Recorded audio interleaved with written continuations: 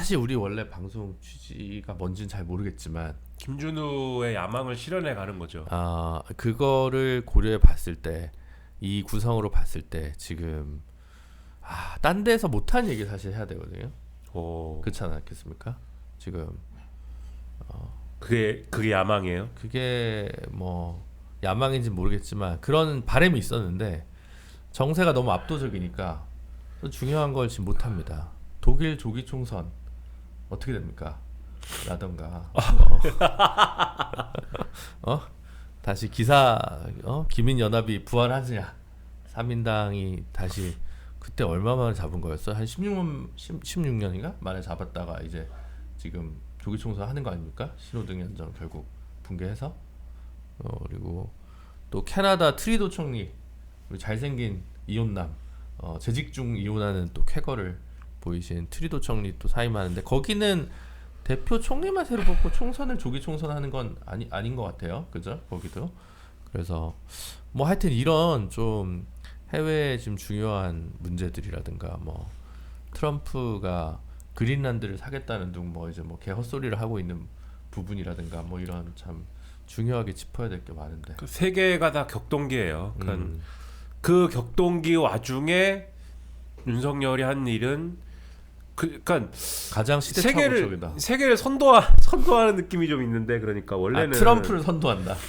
원래는 트럼프가 지금 이 전 세계적 혼란을 이끌면서 그렇죠. 지금 이 방향타를 딱 쥐고 가는 그런 느낌인데 딱 한국에 있으면 그게 잘 안 보이고 윤석열이 지금 다 지금 주도하는 우리의 정신을 주도하는. 그러니까 지금 트리도는 왜 그렇게 됐냐? 사실 트럼프 때문이거든요. 그렇죠. 50일 번째 주지사에 불과하다. 네, 트럼프가 계속 캐나다에 대해서 너네 말이야 말 잘 들어.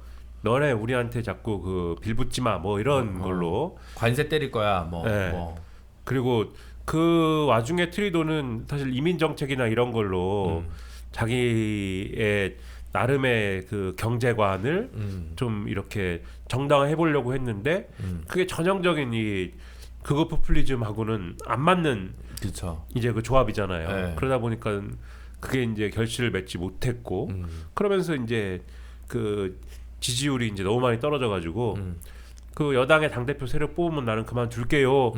그러고 이제 뭐 지금 그렇게 된 상황이고 독일은 뭐 잘 모르겠어요. 독일 상황. 근데 독일도 무슨 예를 들면 총선을 다시 해야 되고 그런 얘기는 이젠 별로 시야에 들어오지 않아요. 시야에 안 들어오고. 그래서 사실 독일은 조기 총선하는 경우가 잘 없기 때문에 6개월 땡긴 거에 불과하긴 하지만 이례적이긴 했죠. 그렇긴 했는데 그런 얘기가 잘 들어오지 않고 그 정국이 어떻게 되는 거야의 문제에서 독일을 위한 대안은 어떻게 되는 거야?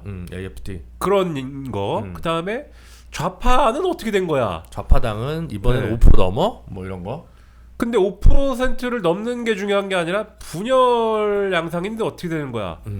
거기 이제 동독 지역에 이제 바겐크네이트 연합이라고 있잖아요. 바겐크네이트 동맹. 거기랑은 어떻게 되는 거야? 그리고 바겐크네이트 동맹을 어떻게 평가해야 돼? 이런 거. 그 문화적 우파, 정치적 좌파 뭐 이렇게 주장하는 그룹이라고 봐야 될까요? 거기를. 뭐 어떻게 해야 될지 모르겠어요. 네. 뭐라고 평가해야 될지 모르겠는데 이 그룹은 뭐야? 그러니까 이게 독일은 확실히 정치적 혼돈기다. 좌파를 중심으로 해서 봤을 때는 상당한 정치적 혼돈기이다. 이거는 뭐 그다음에 프랑스도 뭐 마찬가지고 프랑스 뭐 독일만큼 지금 상황을 딱 잘라서 놓고 보면은 독일만큼의 혼란기는 아닐 수도 있는데 비슷한 느낌인 가운데 장마리 르펜이 죽었다고 그러더라고요. 네, 90 몇 세로 천수를 네. 누렸더라고요. 그럼 뭐 그건 근데 정치적으로 중요 변수는 아니지만 어쨌든 뭐 그런 일도 있고 뭐 이게 그런 상황 속에서 트럼프가 지금 미국에서는 그 이제 대의원단 투표한 거에 대한 인준을 했지 않습니까? 상원에서. 그것도 웃기죠. 이제 상원에서 인준을 하는데 자기가 나갔는데 카멀라 해리스 자기가 출마했는데 자기가 이제 트럼프 몇 표, 카멀라 해리스 몇 표. 예. 슬픔에 이제 그 인준을 하고 그 트럼프가 이제 또 기자회견 비슷하게 하는데 질문하는 거죠. 너는 계속 그 그린란드와 파나마 운하에 대해서 자꾸 얘기를 하는데 너 뭘 하려고 뭐 군사적인 뭐 옵션까지도 고려하는 거니? 근데 트럼프잖아요. 군사적인 옵션까지 고려하는 거니라고 물어봤는데 질문이 그건데 에이 그거 아니지 이렇게 대답하겠습니까? 트럼프가 뭐든 할 수 있어. 나는 뭐 그린란드 다 준비해. 나는 뭐든지 할 수 있어. 그러면 그거 하는 거냐? 근데 그냥 무슨 인플루언서 트럼프가 아니잖아요. 미국 대통령 트럼프가 이렇게 얘기를 하면 그러면 앞으로 트럼프 행정부의 방향, 앞으로 미국의 대외 정책의 방향 이런 거를 얘기를 하기 시작해야 되는 거잖아요. 또 이 전에 이제 트럼프 정권에서도 트럼프는 막 아무렇게나 얘기하고 막 던지지만 그 막 던지고 아무렇게나 얘기하는 게 어떤 미국의 대외 정책으로는 뭔가가 나와야 되는 거잖아요. 뭔가 나오지 않습니까? 네, 실제로 뭐가 나오죠. 그렇죠. 그게 어떤 미국의 고립주의와 그다음에 또 다른 어떤 미국의 일방주의로 이렇게 나오는 거잖아요. 그러면 이번에 트럼프의 저 태도, 그린란드도 내 거야, 파나마나도 내 거야, 갖고 와 이렇게 얘기하는 거. 그리고 파나마나는 중국인들이 운영하고 있어 이렇게 주장한 거. 이게 뭘까? 그러니까 앞으로 북극 인접권 그리고 남미 인접권에서 중국하고의 그게 실제하든 실제하지 않든 중국하고의 패권 경쟁 이런 거를 하면서 미국이 팽창주의로 가겠다는 거냐? 어떤 의미에서? 그게 양립 가능한 거냐? 지금까지 이제 그쵸. 그 트럼프의 어떤 방향하고 어떻게 하겠다는 거지? 이런 걸 이제 막 얘기하기 시작한단 말이에요. 그러니까 돈을 더 쓰겠다는 거야? 원래는 방위와 관련된 거는 이제 남들 보고 분담금 더 내라, 우리는 안 쓰겠다, 쓸데없이 지출이 많다 이랬는데 갑자기 팽창인 듯 팽창 아닌 팽창 같은 그런 그렇죠. 얘기를 하고 있는 거죠. 그래서 이게 뭐지? 트럼프의 인수합병주의인가? 뭐 이래가면서 이제 분석이 막 시작이 됐습니다. 그런 파고에 이제 휩쓸려 가야 되는 거예요. 또 전 세계가 트럼프가 무슨 정신으로 얘기를 했든 그런 대응을 해야 되니까. 중차대한 그러한 시기인데 이제 한국 사람들은 한남동에서 뭐가 있냐? 한남동 요새에 있는 이 윤석열을 어떻게 끌어낼 것이며 뭐 이거 이제 하는 거죠 지금. 네. 그러니까 이게 그리고 사실 이 미국이 어떻게 하면 이거 어떻게 할 거냐? 이것도 사실 보수가 해야 될 나라 걱정인데. 그렇죠. 이것까지 우리가 지금 얘기해야 되냐? 야 심지어 우리 진짜 어울리지 않는 얘기. 자 엔비디아의 젠슨 황이 삼성을 막 얘기하다가 삼성 아직 그 HBM 테스트가 아직 이거 안 끝났는데 통과가 안 되는데 삼성 할 수 있을 겁니다. 그렇게 얘기하면서도 근데 설계는 다시 해야 될 거요. 이렇게 얘기하는 바람에 야 뭐냐 이거는. 이 삼성이 그 HBM을 지금까지 만들어가지고 지금까지 통과가 안 된 것도 테스트가 안 끝난 것도 이것도 굴욕적인데 심지어 설계를 다시 하라고 했다. 이거는 너무나 굴욕적인 일이거든요. 삼성 입장에서는. 도대체 삼성 그리고 이재용 체제는 왜 이러냐?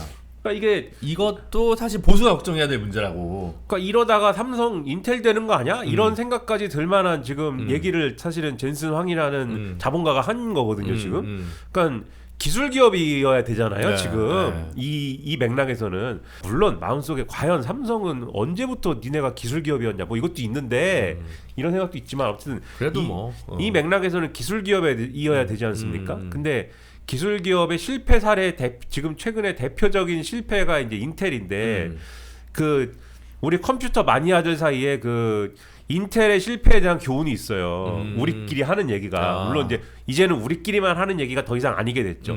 인텔은 이런 거예요.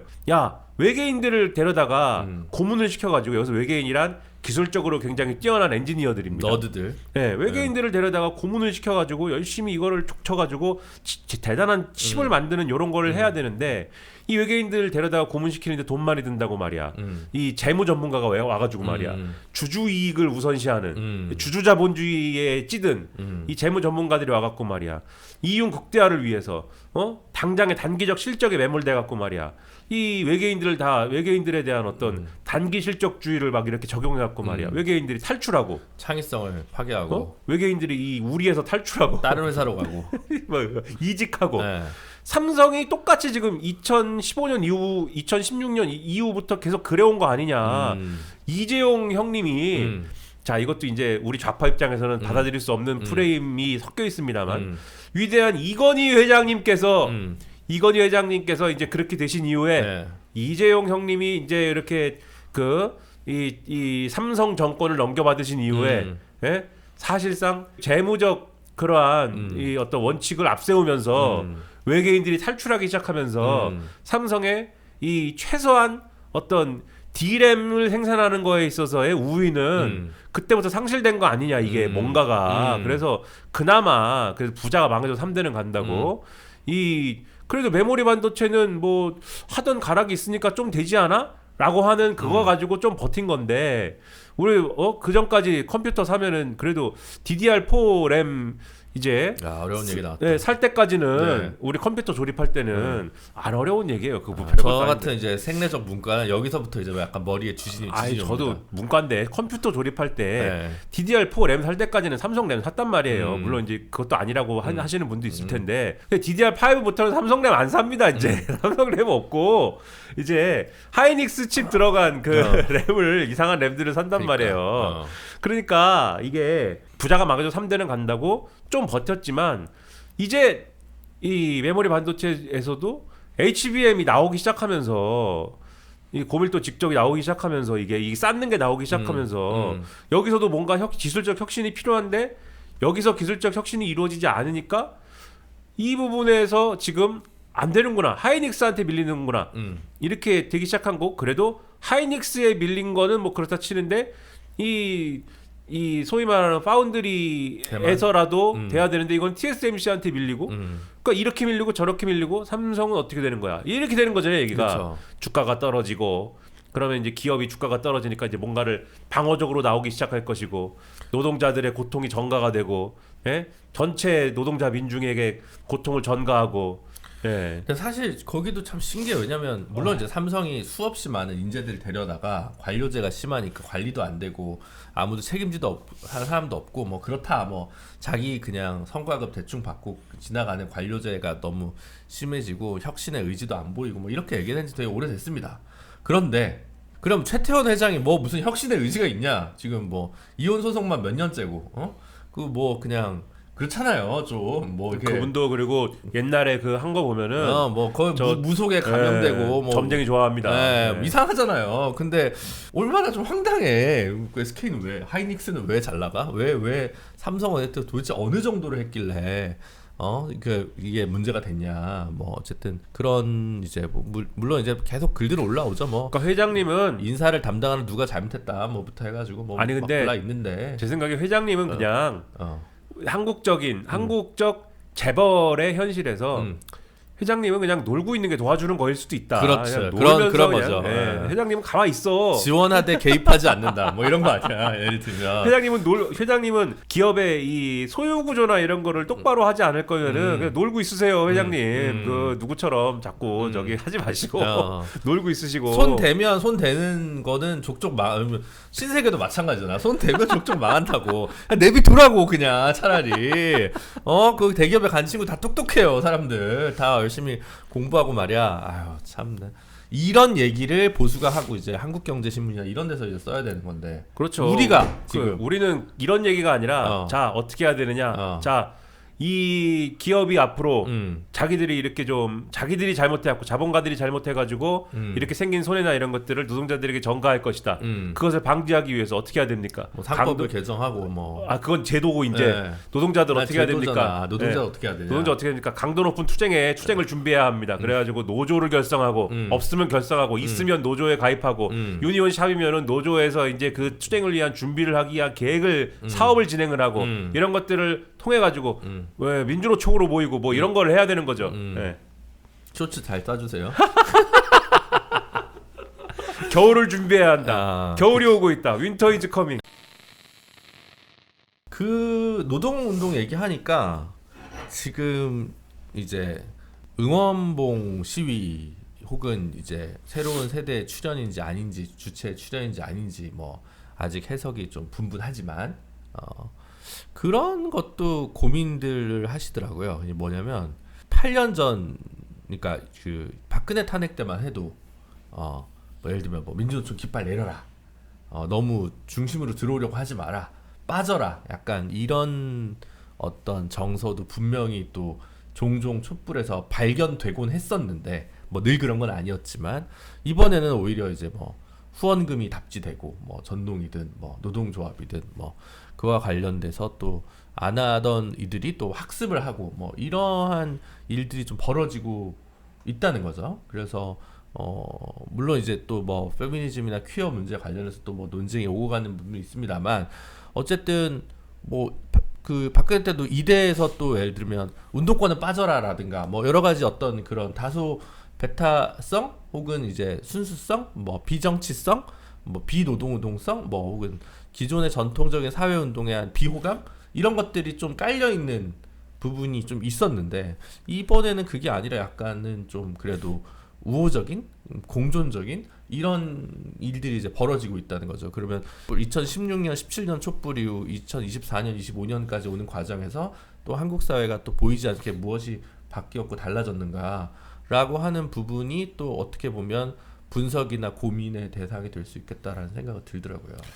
그쵸. 그 분석은 이제 조금 시간이 더 지나야 더 이제 객관적이고 더 심도 있는 분석이 될 것 같긴 한데 지난번에도 조금 말씀드렸다시피 이제 왜 이렇게 사람들이 이런 방식으로 나왔느냐라고 하는 거에 대해서는 이제 조금 이제 말씀드린 것 같고 그게 있는 것 같아요. 이제 왜 그러면은 과거에는 말씀하신 것처럼 이제 최근에 이제 그런 시위에서 가령 뭐 소수자에 대한 얘기들 그 다음에 내가 겪는 어려움에 대한 어떤 그러한 발언들 이런 걸 하는데 과거 같으면 야 쓸데없는 얘기하지 마 이랬을 것 같은 얘기들이 왜 지금은 안 나오는가. 그치, 그 부분은 사실 과거에도 만약에 시위가 젊은 세대들이 나와 있는 상황에서 젊은 세대들로부터 그러한 지적이 나왔을까 생각하면 그러진 않았을 수도 있다. 조금 더 정확하게 소수자들이 그런 말을 했을까? 그러니까 여성 내지는 뭐 이러한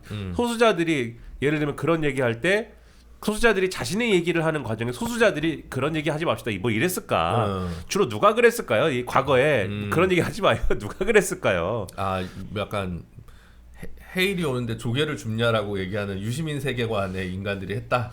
그러니까 중장년층 남성 내지는 제가 뭐 이건 뭐 성별 갈라치기 이런 게 아니고 중장년층이거나 연령대로 보면은 중장년층 플러스 뭐 일부 노년층 뭐 이거나 뭐 성별로 굳이 얘기를 하면 남성에 치우쳐 있는 뭐 이런 계층이거나 그랬을 거 아닙니까? 중심을 중요시하고 네, 주요 모순이 중요하고 뭐 이제 이런 거 그랬겠죠. 네, 아무래도 경향적으로 그럴 수도 있고. 네, 뭐 그분들을 다 일반화하는 게 아니고 근데 경향적으로 그랬을 이제, 텐데 네.